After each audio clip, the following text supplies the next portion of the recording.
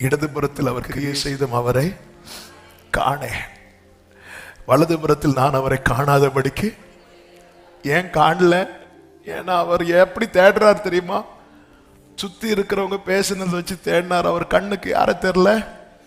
இப்போ ஆண்டவர் பேசுனதை வச்சு பார்க்கிறாரு. 42வது அதிகாரம் அதனுடைய 5வது வசனம். என் காதினால் உம்மை குறித்து கேள்விப்பட்டேன், இப்பொழுதோ என் கண் உம்மை காண்கிறது. ஆண்டவரை இல்லப்பா நீங்க இருக்கிறீங்கப்பா. ஆண்டவரை என்னை எல்லாரும் நிந்தித்த போது என் கூட இருக்கிறீங்கப்பா.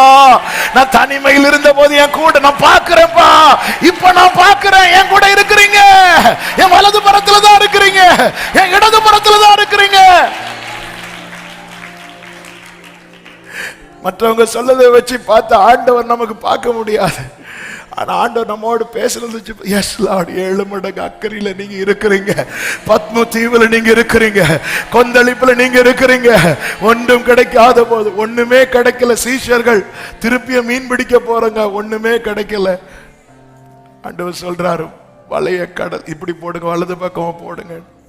கிடைச்சதும் யோவான் பேதுருட்ட சொல்றாரு, பேதுரு கர்த்தர், அவர் கர்த்தர்னார். பேதுருக்கு ஆண்டவர்னு கேட்டா உடனே கடல்ல இறங்கணும். ஹல்லேலூயா, ஹல்லேலூயா.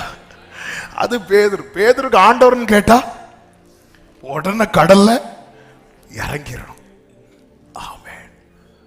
இப்ப சொல்ல, எனக்கு இப்ப நான் பார்க்கிறேன்.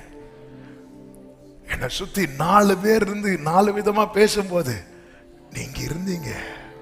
என்னை பராமரித்ததை நான் பார்க்கிறேன், என்னை பாதுகாத்ததை நான் பார்க்கிறேன், என்னோட பேசுறதை நான் பார்க்கிறேன், என்னை தாங்கிறத நான் பார்க்கிறேன், என்னை சுமக்கிறத நான் பார்க்கிறேன்.